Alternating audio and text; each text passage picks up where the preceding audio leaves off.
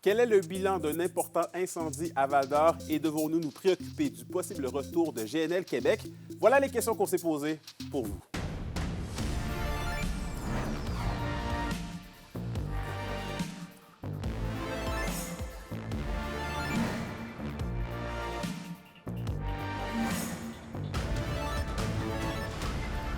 Ici Anthony Dallaire et voici vos informations.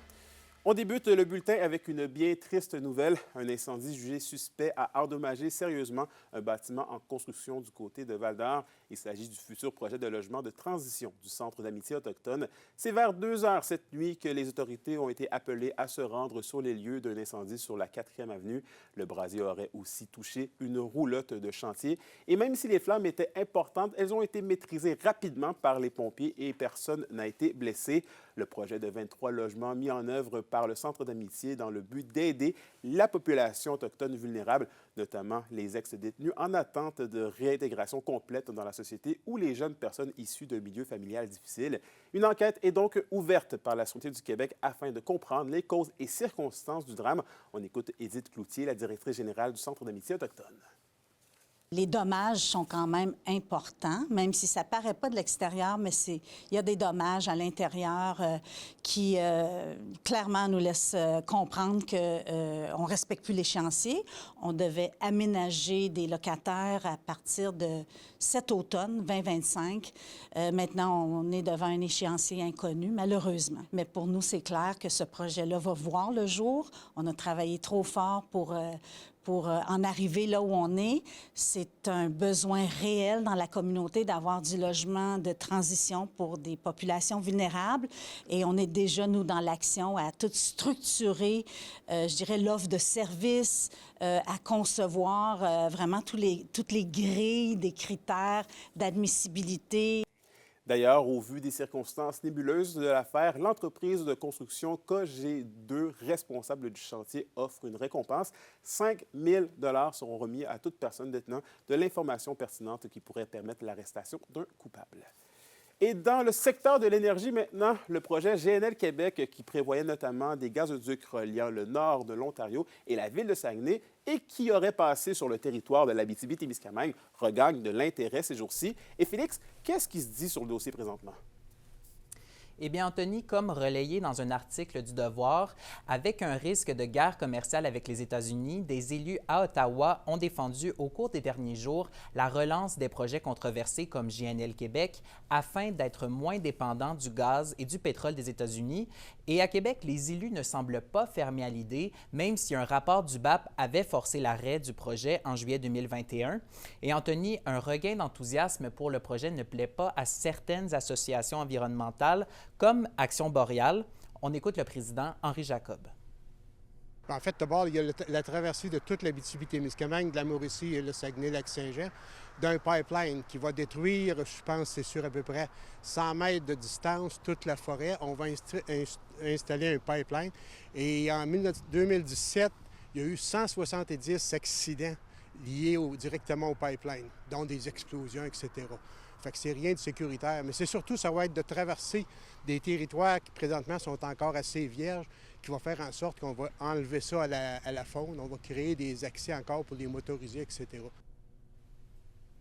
En terminant, Anthony, je répète que le projet de GNL Québec, même s'il s'est fait entendre dans les derniers jours à Québec et à Ottawa, reste hypothétique. Et à l'heure où on se parle, il n'y a pas de réelle démarche pour remettre le projet sur les rails. Je vous en prie. Et au culturel, le week-end est à nos portes. C'est donc le bon moment pour penser à des activités à faire pour se tenir occupé. Pour donner quelques suggestions, j'ai avec moi en studio notre chère Justine. Justine, bonsoir. Bonsoir, Anthony. Donc, Justine, l'hiver en fête commence ce soir à Val-d'Or. Oui, Anthony, pour une première fois, l'hiver en fête se tiendra dans le centre-ville de Val-d'Or. Alors, ça commence ce soir à 18 h. Aujourd'hui, sur la 3e avenue, là, vous êtes attendus pour aller célébrer le début de l'hiver en fête. Il va y avoir des animations, de la musique, ludiques et des jeux pour toute la famille. Et à 19h, le groupe Zébulon sera en spectacle et les activités classiques de l'hiver en fête vont se poursuivre tout au long du week-end, comme la balade en carriole à chevaux, les traîneaux à chiens et la tire sur la neige. Même que le Festival d'humour de l'Abitibi-Témiscamingue présente aussi une soirée sous le chapiteau avec l'humoriste Mathieu Cyr demain soir. Voici comment l'équipe de l'hiver en fête là, se sent puisque ça commence aujourd'hui. Fébrile. Hâte, on est presque prêt, les installations vont bien. La température est quand même clémente, c'est pas trop pire, c'est mieux que la pluie de l'année passée déjà. Alors, c'est pas si froid que ça. Ça fait plusieurs heures qu'on est là, nous autres, puis on est encore là, donc il n'y a rien qui empêche les gens de venir ce soir. C'est le lancement de nos activités, donc on a sorti notre shack avec le groupe Zébulon qui va être là ce soir pour lancer nos activités. Et comme on est au centre-ville, on ne pouvait pas faire notre traditionnel feu d'artifice, alors on a fait une twist adaptée, c'est-à-dire un spectacle laser qu'on va avoir ce soir qui va remplacer les feux d'artifice.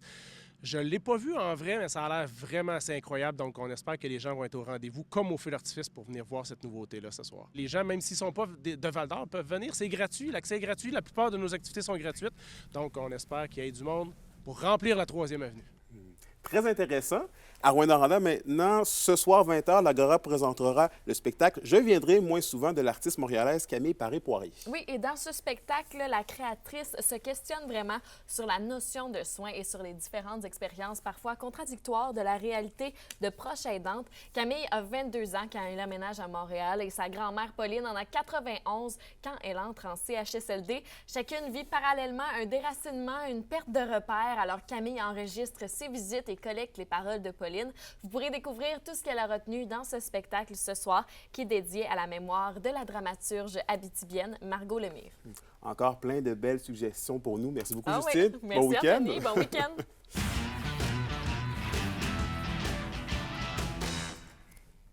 Et au sport, l'engouement pour le Super Bowl commence à prendre tranquillement à la cage brasserie sportive de Rouyn-Noranda. On est prêt pour cet événement qui représente un moment important au niveau de l'achalandage. Assurément, une des plus grosses soirées de l'année. Je vous laisse entendre la responsable à la cage brasserie sportive de Rouyn-Noranda. On a un animateur, dans le fond, qui va venir animer toute la soirée. On va avoir des décos, des drapeaux de la couleur des deux équipes. On a aussi des spéciaux sur des sauts d'ailes puis des sauts de saucisses qu'on fait spécial Super Bowl. Ça va vraiment être le fun pour vrai. C'est vrai qu'on a réservé les dernières places ce matin, mais il nous restait peut-être 2 tables. Là. Ça fait quand même un certain temps là, depuis qu'on l'a annoncé là, qu'on a eu des réservations.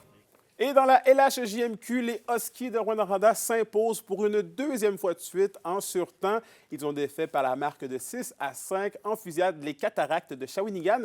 Malgré le pointage qui peut sembler élevé, le gardien de la meute, Zach Pelletier, a été solide. Lui qui a repoussé 25 des 30 tirs dirigés contre lui. Dans la victoire, le grand Bill Zonon des Huskies a su briller de la bonne façon en marquant à 3 reprises pour un tour du chapeau. Une performance là, qui lui a valu d'ailleurs la première étoile de la rencontre. Et de leur côté, les Foreurs de Val-d'Or mettent aussi la main sur 2 précieux points à Gatineau. Malgré un début plutôt lent, les Foreurs qui tiraient de l'arrière par 2 buts en début de 2e période, le moral des troupes est resté bon, ce qui leur a permis de remporter la victoire par la marque écrasante de 9-4. Avec 4 points, dont 3 buts, une mention d'aide, Philippe Veilleux a été nommé première étoile de la rencontre, suivi de près par ses équipiers Samuel Fiala au 2e échelon avec 2 buts et Noah Reinhardt au 3e échelon avec 3 mentions d'aide. Le prochain match des Foreurs est ce soir, 19h, contre les Cataractes à Shawinigan. Ils seront toutefois de retour dans la région ce dimanche alors qu'ils feront un détour à Rouyn-Noranda pour un classique duel de la 117. Et à la météo de l'Abitibi-Témiscamingue pour ce soir et cette nuit, on prévoit de la faible neige qui devrait cesser au courant de la nuit.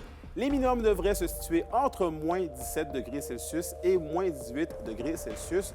Pour la journée de demain, alternance de soleil et de nuages avec des maximums entre moins 7 degrés et moins 8 degrés Celsius. Et finalement, en aperçu pour dimanche, c'est majoritairement des nuages avec des maximums entre moins 10 et moins 11 degrés Celsius. Et voilà, c'était vos informations régionales. Merci encore une fois d'avoir été des nôtres. Nous, on se dit bien évidemment à lundi pour la suite des choses. D'ici là, prenez soin de vous.